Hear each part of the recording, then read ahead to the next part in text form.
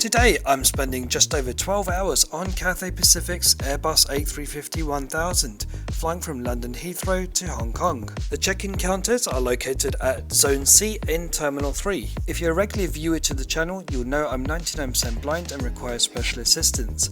As I approached the check-in counters holding my cane, the Cathay staff saw this and instantly knew who I was. During check-in, a gentleman called Mohammad approached me to say hello and remembered me from the first class flight I took a few months ago. That flight was absolutely amazing, and if you want to check out the video, there's a link in the description below. Mohammad very kindly then escorted me personally to the No.1 Lounge.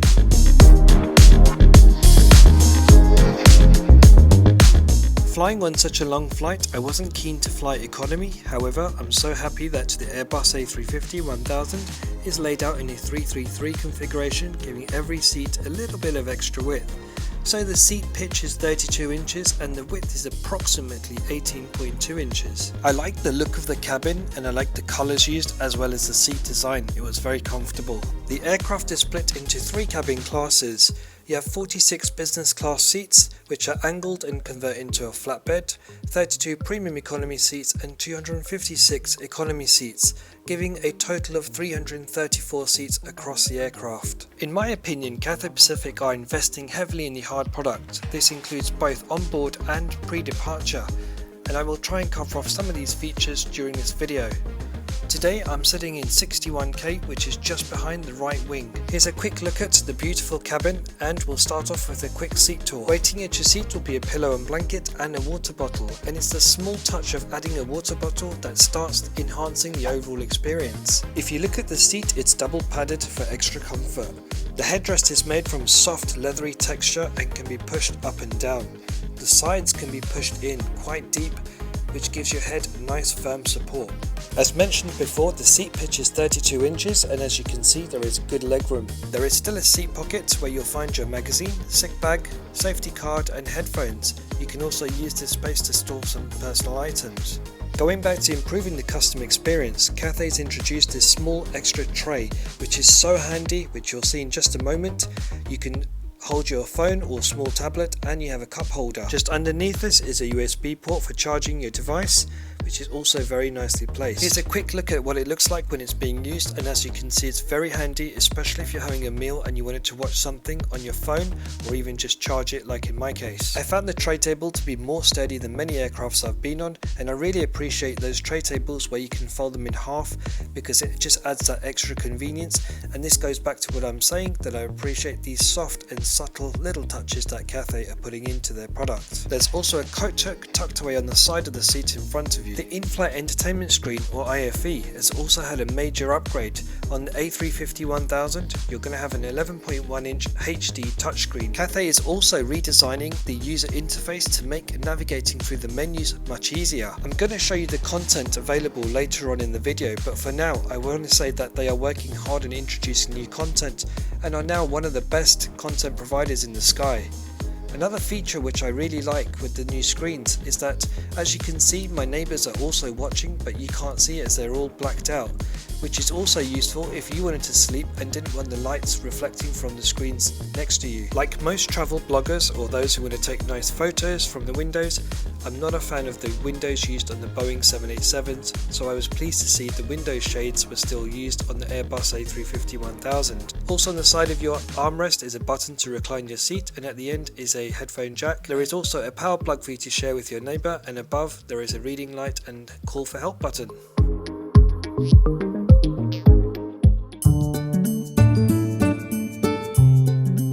From the moment you begin your journey, we're here to make the experience effortlessly smooth and enjoyable. Because your safety is important to us, please take a few minutes to watch our video. Now that we're almost ready for takeoff, make sure that your tray table and TV are put away.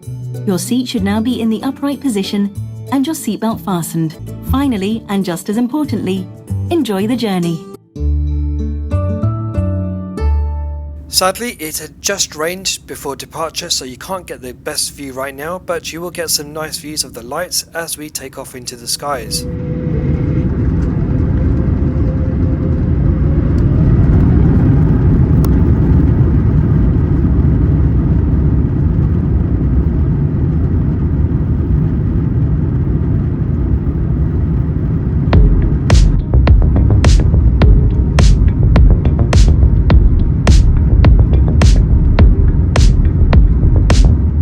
Another feature I like about the Airbus A350-1000 aircrafts are that they are less noisy, which makes it a more pleasant journey.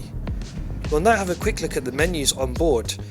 As usual, I had pre-ordered a vegetarian oriental meal. As such, I didn't really look at the food offering on the menu, but I did look at the drinks and I was very impressed with the selection available. Those of you who've watched the videos on the channel before know that I like to have my drink, and I was shocked to see Cathay VSOP in economy. And this goes back to what I'm saying, that Cathay are working hard to try and offer a more premium product.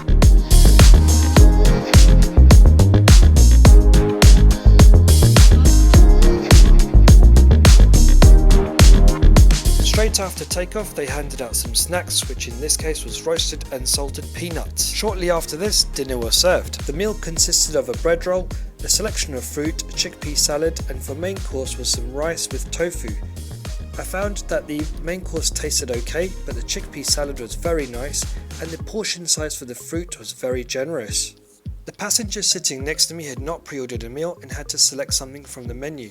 I liked how the Cathay Pacific attendant had brought around the menu and asked the passenger to point to what they wanted to eat, which is nice and smart as it avoids confusion. The crew also came round 2 or 3 times offering beverages. I'm now going to talk about one of the main features which enhances the pre-departure experience. The Cathay website has been very cleverly designed to enhance your experience. For example, you would actually be able to check what's going to be playing on the in-flight entertainment screen before you fly. This means you can check what you might be interested in, work out how much time of the flight you might be using the in-flight entertainment screen, and whether or not you need to download any items or programs on your personal device. However, from these screenshots you can clearly see that there is a ton of content available, which is going back to what I was saying about Cathay improving the overall experience. Cathay Pacific was the first airline in the Asia Pacific to partner up with Disney Plus, offering the best of National Geographic, Star Wars, Marvel's, Pixar, and of course Disney.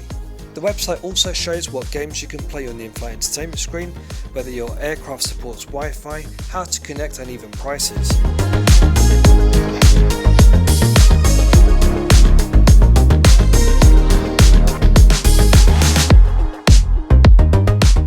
I wasn't planning to drink alcohol on this flight, but as you guys know, I do like a drink, and with a good selection such as Cathay VSOP, I thought why not? Of course, after a good few cognacs, it's time to visit the bathroom. It was about 6 or 7 hours into the flight when I visited the bathroom, which would have meant it would have been quite heavily used by then, but I was very pleased to see that it was in tip-top condition and still clean with plenty of toilet roll.